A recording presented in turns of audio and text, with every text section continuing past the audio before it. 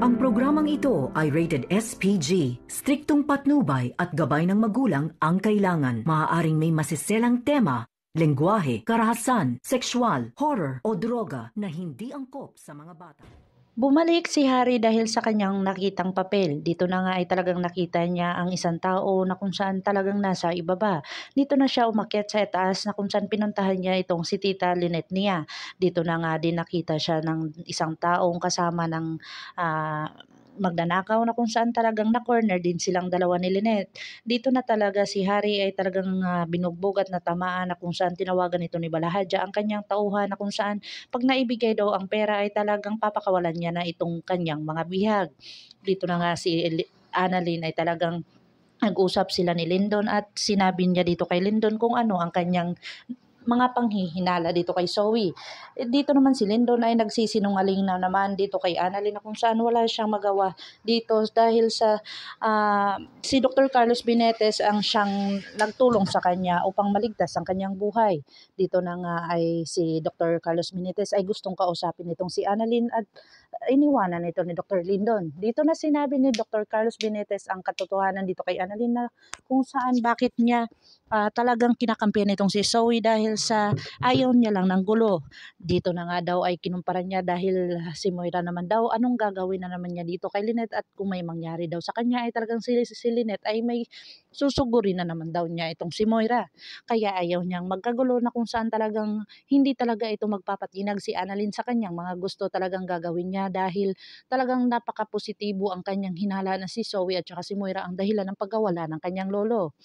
Dito na nga si Giselle ay talagang iyak ng iyak dahil sa mga sinasabi niya dito kay Zoe kung saan talagang hindi naman nagsasabi ng katotohanan nitong si Zoe ay talagang kinampihan pa rin niya ang kanyang ina. Sinabi niya dito na talagang kaya siya hindi naghahanap sa kanyang lolo na kung saan talagang nasasaktan daw siya sa mga ginagawa ni Giselle at saka ni Dr. RJ Tanyag. Lalong-lalo na si Annalyn na kung saan siya ang pinagbibintangan kung bakit nawala ang kanyang lolo.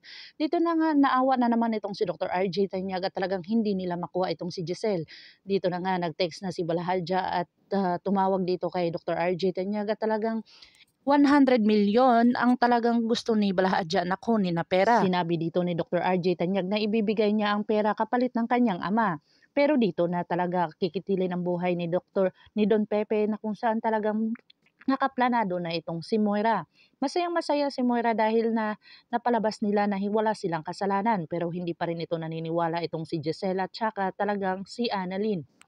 Dito naman pagsisisihan ang mga sinasabi ni Giselle dito kay Ubeng na kung saan sinabi niya dito na baka daw magsisisi si Ubeng dahil maniniwala na naman siya dito kay Zoe at saka kay Moira. Dito talaga nanghingi na naman ng sorry itong si Dr. RJ Tanyag kay Zoe na kung saan talagang nagpapanggap na lang itong si Zoe. Dito na nga ay talagang si Harry ay mapapatulan na talaga dito ng magnanakaw na kung saan talagang bagsak na si Harry at talagang bugbog sarado na si Harry dahil sa lumaban siya dito. Dito na nga ay hinila-hila na ng isang tauhan na kung saan talagang hindi sila papakawalan. Dumating na ang umaga ay talagang hindi sila papakawalan doon dahil tinawagan ni Balahadja itong kanyang mga tauhan na bago ibigay ang pera ay talagang papakawalan nila na kung saan pati si Dr. Carlos Benitez ay pipirahan din nila. Dito na nga kaya mabubuhay pa kaya si Annalyn o talagang mamamatay na si Harry dito sa kung saan talagang bubusarado na siya sa mga magnanakaw. Pakakabangan natin ang mga susunod pa na episode na ito. Ang abot kamay na pangarap. If you like my story, please like, share, and subscribe para ma-update po kayo sa mga susunod pa. Yun lamang po at maraming salamat.